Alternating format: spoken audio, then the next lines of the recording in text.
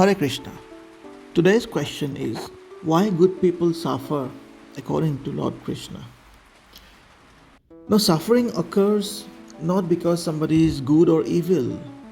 According to Lord Krishna's teachings in the Bhagavad Gita and other scriptures, suffering is an inherent part of existence in this material world. So, even good people experience it. The suffering is not necessarily a punishment from God, but rather it's a consequence of our actions or karma, past and present.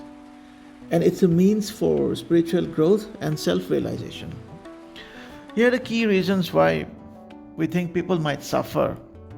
One is karma and its reactions. The law of karma dictates that every action, thought, and word we utter has consequences, good or bad, which may manifest sooner or later in our lives or future births. Even individuals striving for goodness may experience suffering due to actions they would have committed in their previous lives. This is not a punishment, but a process of natural consequence and learning so that our soul keeps refined from birth to the next birth, just like how fire purifies gold. The second reason why one might suffer is ignorance and false ego. The root cause of suffering lies in our ignorance or avidya of our true spiritual identity as eternal servants of Lord Krishna and our attachment to the material world and its transient pleasures. We often identify ourselves with our bodies and minds, pursuing desires and seeking enjoyment, leading to a cycle of action and reaction, which can result in suffering. If we realize our true identity and accept the fact that the Lord is the ultimate enjoyer, then the suffering may vanish because these are fleeting and temporary. The third cause is our attachment to dualities.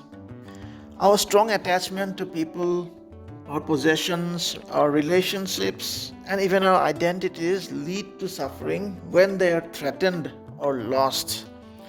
Lord Krishna emphasizes that the need for detachment and equanimity is of paramount importance if you want to reduce your suffering. Like if you want, in the face of dualities of life like happiness and distress, loss and gain, these are fleeting and temporary. Can suffering have a higher purpose? We can see this in the Mahabharata. And Lord Krishna himself indicates that suffering can serve a higher purpose in our spiritual journey. It can act as a catalyst for growth, helping us to detach from the material world, introspect, develop compassion, strengthen our faith, and ultimately turn towards God. Lord Krishna also states that the material world, being temporary and subject to the cycles of birth and death, is inherently a place of suffering. He tells Arjuna in the Bhagavad Gita that from the highest planet in the material world down to the lowest, all are places of misery, wherein repeated birth and death take place. True and lasting happiness only lies in realizing our spiritual nature and attaining moksha or liberation from the cycle of rebirth.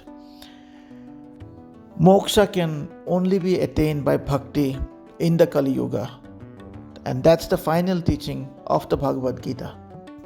In essence, Lord Krishna's teaching suggests that suffering, while undesirable, is a natural consequence of our choices and attachments in the material world and can be a powerful tool for spiritual progress when viewed with a discerning mind and a devotional heart. The path to overcoming suffering involves understanding our true identity, acting righteously, developing detachment, and cultivating a devotion to God.